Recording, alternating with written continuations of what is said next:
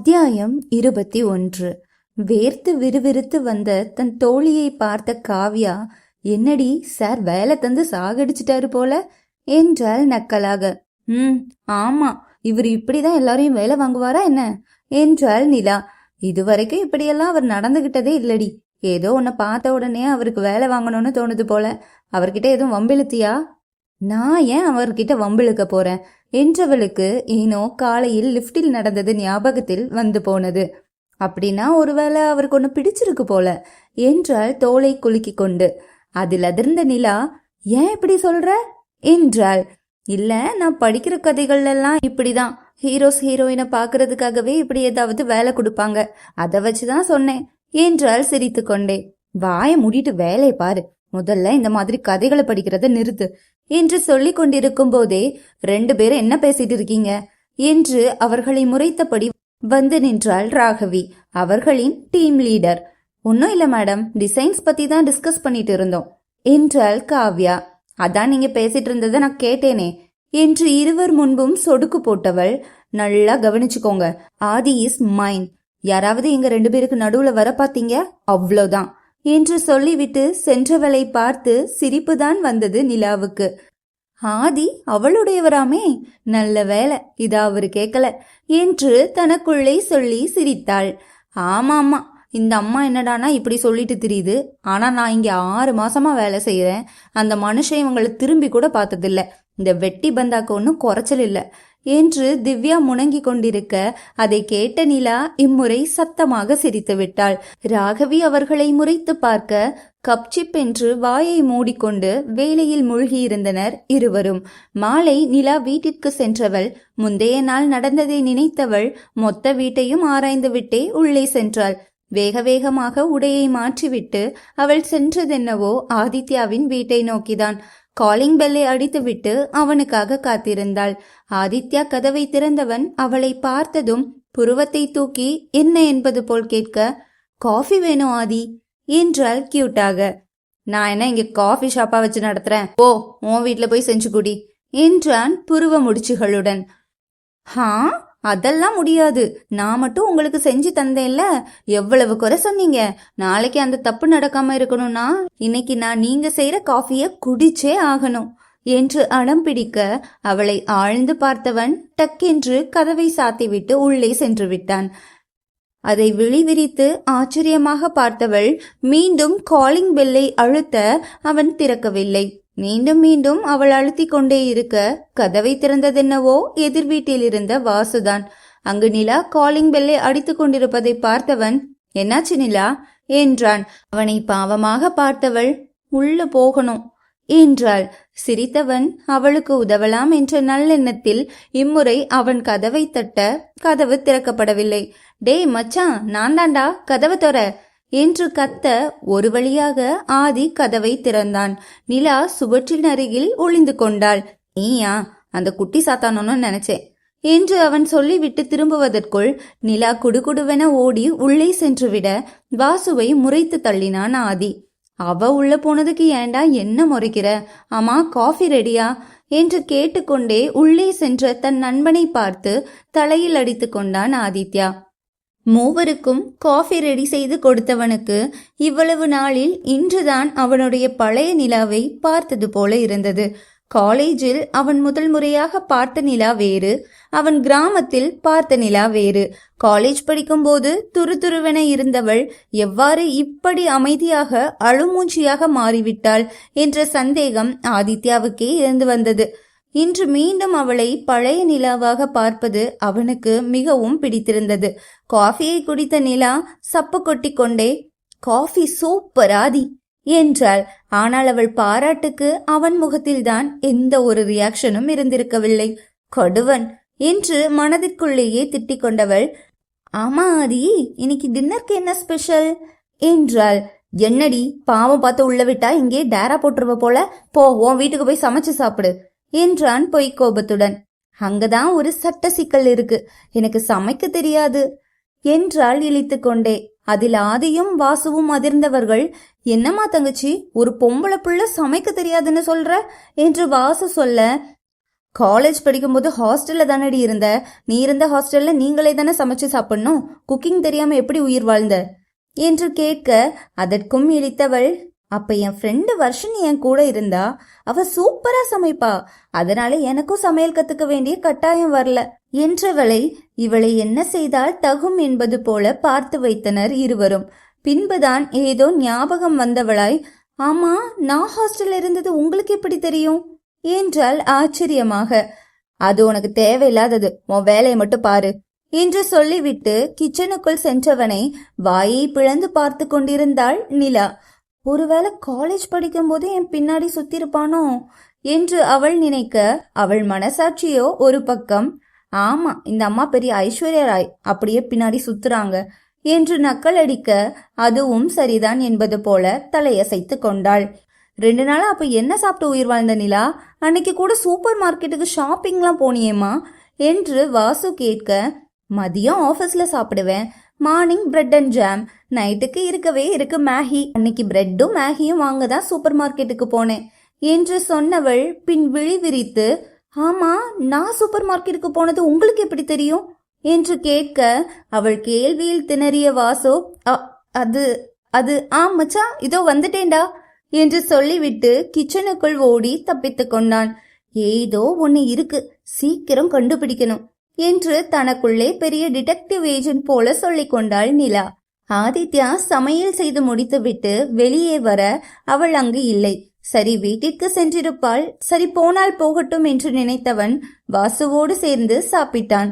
சாப்பிட்டு விட்டு சிறிது நேரம் பிசினஸ் விஷயமாக பேசிவிட்டு வாசுவும் அவன் வீட்டிற்கே சென்றுவிட, ஆதித்யாவின் நினைவுகள் தன்னவளை சுற்றி வட்டமிட ஆரம்பித்தது. சாப்பிட்டாளா இல்லையா என்று யோசித்தவனுக்கு இருப்பு கொள்ளவில்லை. ஒரு பாக்ஸில் அவளுக்காக செய்த உணவை எடுத்துக்கொண்டு அவள் வீட்டை நோக்கி சென்றான். கதவை தட்ட போனவன் ஹேண்டிலை பிடித்து திருக கதவு திறந்து கொண்டது.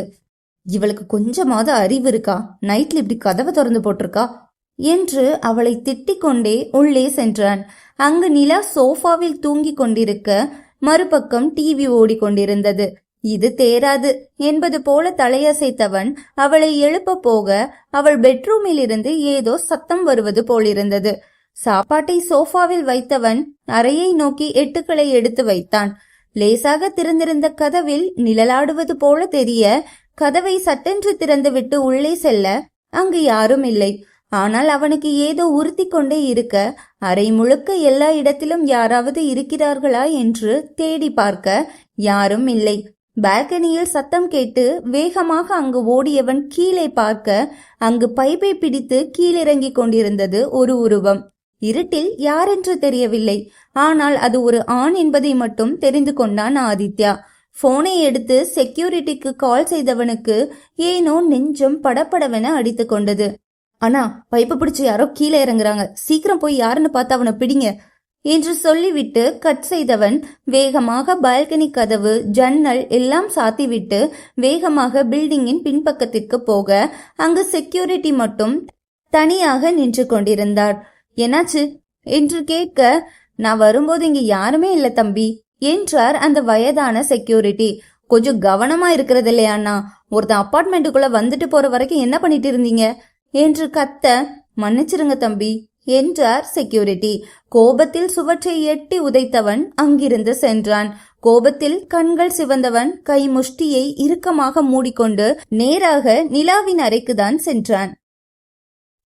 அத்தியாயம் 22. நிலா இன்னும் தூங்கிக் கொண்டே இருக்க, வீட்டுக்குள்ள எவனோ வந்துட்டு போயிருக்கான், அது கூட தெரியாம தூங்கிட்டு இருக்கிறத பாரு என்று மனதிற்குள்ளேயே திட்டிக் கொண்டவன் அருகில் சென்று அவளை எழுப்பினான். நிலா, நிலா எழுந்திரு என்று சொல்ல, ஒரு வழியாக கண்களை கசக்கிக் கொண்டே எழுந்தவள் அங்கு நின்றிருந்தவனை பார்த்த அதிர்ச்சியில், ஆதி, நீ எப்படி உள்ள வந்த என்று கேட்க, கோபத்தில் இருந்தவன் அவள் தலையில் நங்கென ஒரு கொட்டு வைத்தான். ஆ என்று அவள் அலற, முறைத்தவன், உனக்கெல்லாம் அறிவு இருக்கா இல்லையா? எதுக்கடி கதவை திறந்து போட்டுட்டு தூங்குற? வீட்டுக்குள்ள எவனோ பைப்பிடிச்சு ஏறி வந்திருக்கான், அந்த சத்தம் கூடவா உனக்கு கேட்கல? ஜன்னல் திறந்திருக்கு, பால்கனி கதவு திறந்திருக்கு, இப்படியே அஜாக்கிரதையா இருப்ப? ஆமா, அவன் யாருடி என்று அவன் கோபத்தில் கத்த, திருடனுக்கு தேல் கொட்டியது போல உட்கார்ந்திருந்தாள் நிலா. உன்கிட்ட தாண்டி கேக்குறேன், யார் அவன்? அன்னைக்கு நீ பயந்து கத்துனப்பவே இப்படி ஏதாவது இருக்கும்னு தான் நினைச்சேன். நீ தான் இருட்ட பார்த்து பயந்துட்டதா டிராமா போட்ட. ஆனா அதுல எனக்கு சுத்தமா நம்பிக்கை இல்ல. யார் அவன்? இப்ப சொல்ல போறியா இல்லையா என்று கத்திக்கொண்டே அவள் கையை அழுத்தி பிடிக்க அவன் கொடுத்த அழுத்தத்தில் அவளுக்கு கை வலித்தது. தெரியாத ஆதி, யாராவது திருடனா இருப்பான் என்றால் விம்மியபடி. என்ன காதல பூ சுத்த பாக்குறியா? அதேபடி கீழே இருக்கிற இத்தனை ஃப்ளோரை விட்டுட்டு அவன் 13வது மாடிக்கு, அதுவும் கரெக்டா ஓ ரூமுக்கு திருட வருவானா என்றவன் கண்களை பார்ப்பதற்கே பயமாக இருந்தது அவளுக்கு.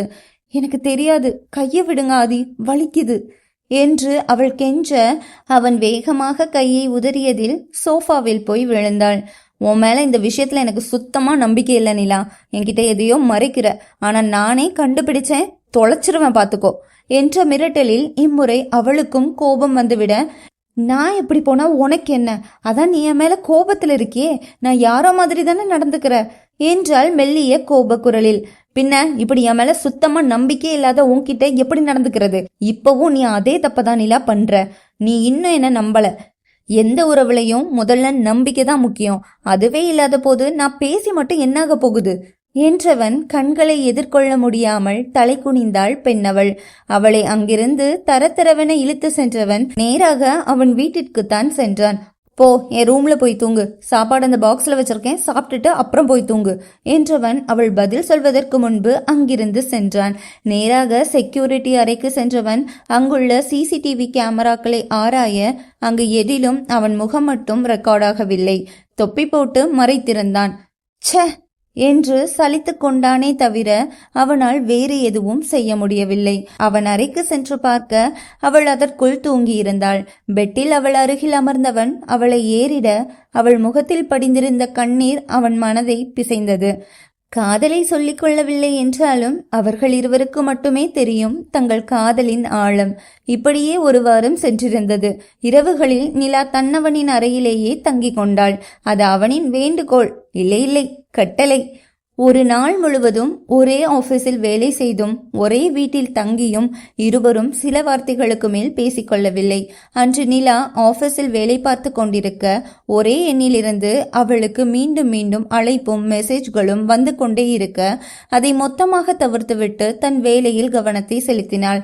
மதியம் மீட்டிங் இருக்க அதற்கான டிசைன்களை சரிபார்த்து கொண்டிருந்தாள். வரப்போகும் இன்டர்நேஷனல் லெவல் ஃபேஷன் ஷோவில் தாங்களும் கலந்து கொள்ளப் போவதாக ஆதித்யா சொன்னதிலிருந்து டிசைனிங் டீமிற்கு வேலை பளு அதிகமாகிதான் போனது. மீட்டிங்கில் டிசைன்களை சப்மிட் செய்ய, ஆதித்யா சில குறைகளை சுட்டிக்காட்ட, அதை சரிபார்க்க என நாளே வேகமாக ஓடியது.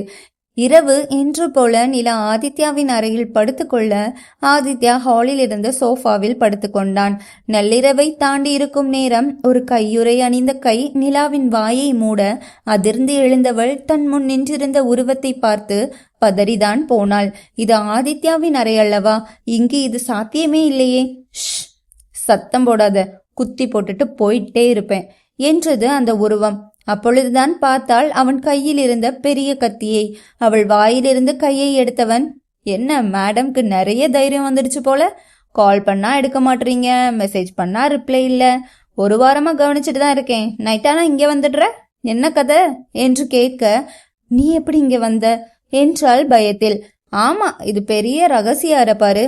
ஆதித்யா யாரு ஸ்வீட்டார்ட், பாய் ஃப்ரெண்டா என்று கேட்க அதிர்ந்து விழி விரித்தவள், உனக்கு இப்படி அவர் பேரு தெரியும்? அன்னைக்கு உன் ரூமுக்கு வரும்போதே பார்த்துட்டான். நம்மளை பார்த்தவன் யாருன்னு நாம பார்க்க வேணாமா? அதான் அவனை பத்தி விசாரிச்சேன். பெரிய ஆள் தான், மாமா பையன் போல. ஒரு வழியா உன் குடும்பத்தை கண்டுபிடிச்சிட்ட போல.